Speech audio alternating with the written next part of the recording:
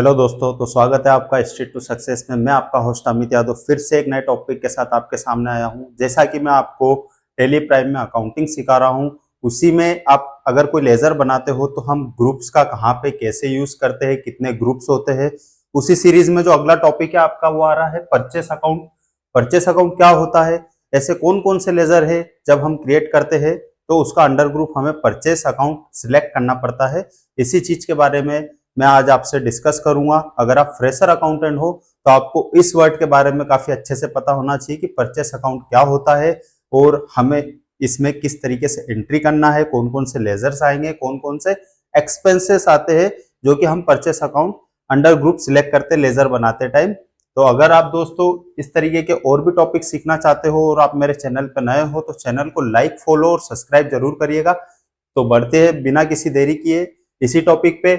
इसे मैं एक्सप्लोर करता हूं आपके सामने एग्जाम्पल के साथ। मैं आपको समझा रहा हूं ये थ्योरिकल, इसके बाद प्रैक्टिकल क्लासेस मैं स्टार्ट करूंगा। उसमें टेली प्राइम के सॉफ्टवेयर के ऊपर आपको मैं लेजर बनाना बताऊंगा, किस तरीके से इनके एक्चुअल में ग्रुप्स रहते हैं, कैसे लेजर क्रिएट होते हैं, वो सारी चीजें आपको प्रैक्टिकली भी मैं आपको सिखाने वाला हूँ। तो अभी आप थ्योरिकल समझ रहे हैं। इसमें एग्जाम्पल के लिए यहाँ हम किसी भी फर्म का नाम ले लेते हैं। ये कोई स्क्रिप्टेड मेरे लेक्चर्स नहीं रहते, जो मेरा पर्सनल एक्सपीरियंस है 8 से 10 साल का, उसी एक्सपीरियंस को मैं आपसे शेयर कर रहा हूँ ताकि आप एक अच्छे अकाउंटेंट बन सको, एक अच्छा अर्निंग सोर्स जनरेट कर सको और फ्यूचर में ग्रोथ कर सको। इसी के साथ में अगर आप अकाउंट्स की फील्ड में ही और आगे बढ़ना चाहते हो तो इसमें भी काफी अच्छा फ्यूचर है। और आज की डेट में ऐसा हो गया है कि अकाउंटेंट को अगर जीएसटी, टीडीएस, इनकम टैक्स आता है तो उसके लिए जॉब अपॉर्चुनिटीज का यानी ऐसा तो कोई है ही नहीं, सवाल ही नहीं उठता है कि उसके लिए कोई दिक्कत आए जॉब्स सर्च करने में या उसे जॉब करने में। तो हम बढ़ते हैं इसी टॉपिक पे आगे। यहाँ पे जो मैं फर्म का नाम ले रहा हूँ उसमें आप इस तरीके से नाम कोई सा भी ले सकते हैं। ये प्रफुल्ला इंटरप्राइजेस है।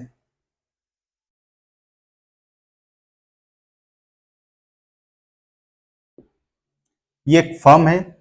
इसका जो ओनर है उसका नाम भी मैं यहाँ पे लिख देता हूँ ताकि आपको समझने में इजी रहेगा। ये अशोक जी है, ये इस फर्म के मालिक है, ऑनर है। अब प्रफुल्ला इंटरप्राइजेस जो है, इन्होंने फर्म तो ओपन कर ली है, लेकिन इस फर्म को चलाने के लिए क्या है, उन्हें कुछ ना कुछ माल खरीदना रहेगा या बेचना रहेगा। क्योंकि मैं जो अकाउंटिंग आपको सिखा रहा हूँ इसमें जीएसटी, टीडीएस, इनकम टैक्स, ये सारी चीजें कवर करने वाला हूँ। इसमें जितने भी लेजर्स बनेंगे परचेस या सेल के, वही चीजें मैं आपको बताता हूँ कि किस तरीके से इसकी शुरुआत होती है। आपने फर्म तो बना ली, आप नॉर्मल अगर चलते हुए बिजनेस में अकाउंटिंग करने जा रहे हो तो आपको बेसिक नहीं पता कि बेस इसका कहाँ से स्टार्ट हुआ था। तो उसी चीज को मैं आपको समझा रहा हूँ कि अशोक जी है, एक पर्सन है जिनकी ये फर्म है प्रफुल्ला एंटरप्राइजेस। इन्होंने बिजनेस स्टार्ट किया।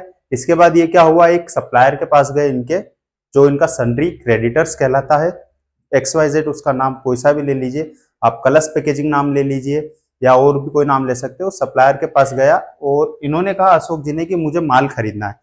माल खरीदना है तो माल खरीदने गए तो ये माल तो खरीद के लिया है, क्या लाया ये परचेस इनवाइस। ये परचेस इनवॉइस है और इसमें अलग अलग तरीके का गुड्स है। गुड्स है प्लस टैक्स भी इसमें शो है, कोई एक्सपेंसेस है अगर इसमें तो वो एक्सपेंसेस भी शो है। और यहाँ गुड्स का ये टोटल है।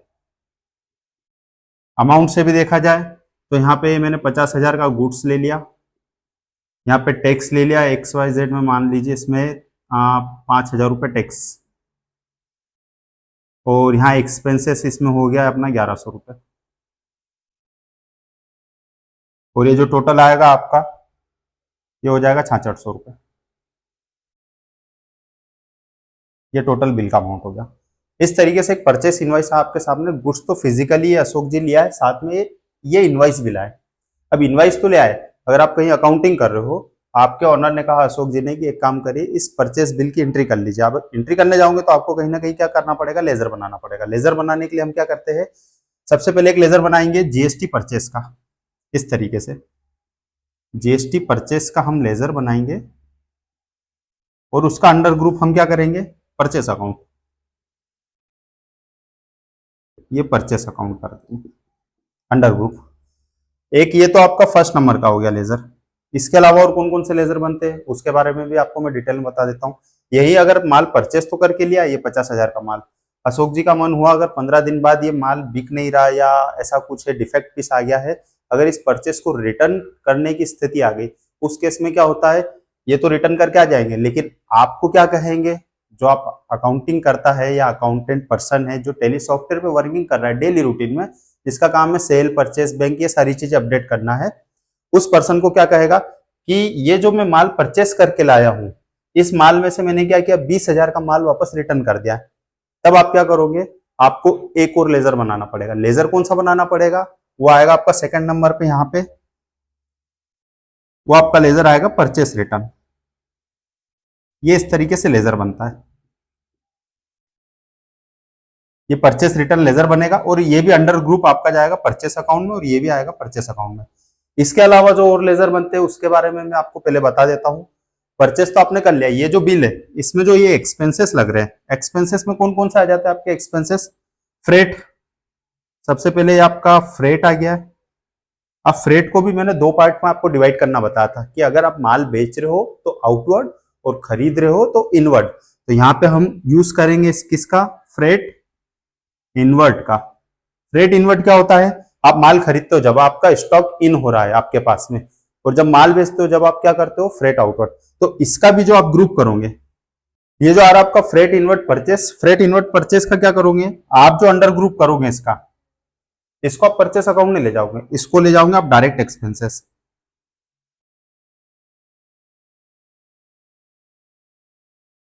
ये डायरेक्ट एक्सपेंसेस में जाएगा ये वाला।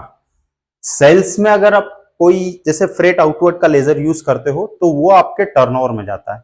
सेल्स के केस में क्या होता है, अगर आप कोई सा एक्सपेंसेस यूज कर रहे हो जब माल सेल करते हो, यही अगर मैं परचेस की जगह सेल करता और इसमें अगर ये टैक्स के साथ में अगर ये फ्रेट का मेरा एक्सपेंसेस भी है, तो मैं इसका अंडर ग्रुप क्या करता, सेल्स अकाउंट करता, ना कि इनडायरेक्ट एक्सपेंसेस करता। ये तो डायरेक्ट एक्सपेंसेस हो गया, जैसा कि मैंने लास्ट वीडियो के टॉपिक में आपको कहा था कि डायरेक्ट और इनडायरेक्ट एक्सपेंसेस क्या होते हैं। डायरेक्ट एक्सपेंसेस वो होते हैं जब मैं माल खरीद के लाता हूँ और मेरे गोडाउन में जब तक माल आता है उस पर जो भी खर्चा लगता है वो मेरे डायरेक्ट एक्सपेंसेस होते हैं। और उसको डिटेल में मैंने आपके सामने एक्सप्लोर किया था।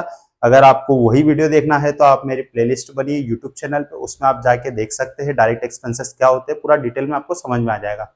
अगर आप परचेस कर रहे हो तो आपका ये जो फ्रेट खर्चा रहेगा ये डायरेक्ट एक्सपेंसेस जाएगा।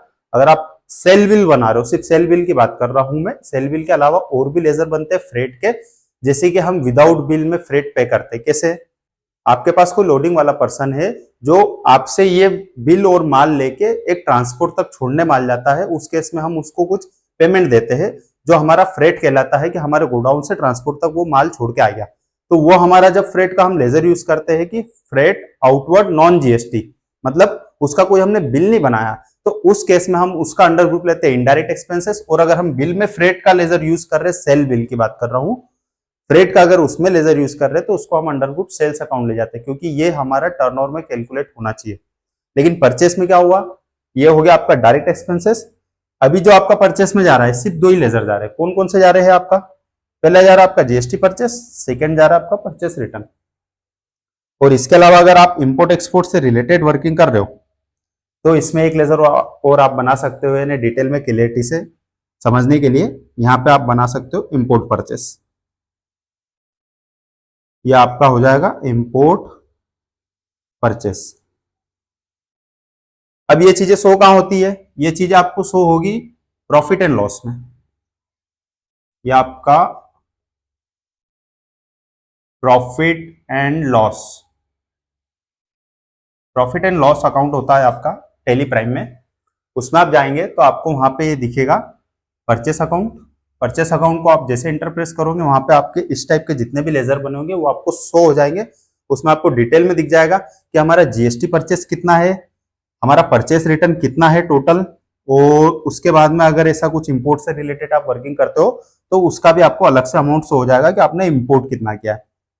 तो ये इससे क्या रहता है, अलग अलग पार्ट में डिवाइड हो जाता है और आपको सारी चीजें क्लियरिटी से समझ में आती है। इसमें आप अलग अलग तरीके से लेजर भी बना सकते हो, जैसे जीएसटी परचेस की जगह आप जीएसटी 5% परचेस इस तरीके से बना सकते हो, या जीएसटी 18% परचेस इस तरीके से बना सकते हो। सेम सेल में भी बना सकते हो कि आपने 5% का माल कितना खरीदा, 18 का कितना खरीदा है और 28 का कितना खरीदा है। तो इस तरीके से परसेंटेज वाइज भी आप इसको डिवाइड कर सकते हो। लेकिन कॉमन चीज ये रहती है कि जीएसटी परचेस करो और जीएसटी सेल करो। सेल्स अकाउंट में आप जीएसटी सेल्स करो और परचेस में जीएसटी परचेस करो। ये आपकी बुक्स को साफ सुथरा बताता है और लेजर जितने कम रहते हैं उतनी बुक्स अच्छी और सुंदर दिखती है। तो आज की वीडियो में आपने क्या समझा दोस्तों कि परचेस अकाउंट क्या होता है, अभी तक आपको पता था या नहीं था, इसमें क्या क्या चीजें आती, किस तरीके से मेंटेन करते हैं। ये बिजनेस शुरू होता है वहां से मैंने आपको स्टार्टिंग से बता दिया और यही चीजें जब तक बिजनेस चलता है ऐसे के ऐसे ही मेंटेन होती है। अभी इसकी बात हम करें तो ये जो आपने टॉपिक समझा है परचेस अकाउंट, नेक्स्ट वीडियो आने वाले दिनों में जो मैं बनाऊंगा उसमें और अलग अलग ग्रुप्स को आपके सामने एक्सप्लोर करूंगा। अगर आप मेरे चैनल पे नए हो तो मेरे चैनल को लाइक, फॉलो, सब्सक्राइब करिए। वीडियो कैसी लगी बताइएगा कमेंट बॉक्स में। मिलते और किसी टॉपिक के साथ नेक्स्ट वीडियो में, बने रहिएगा।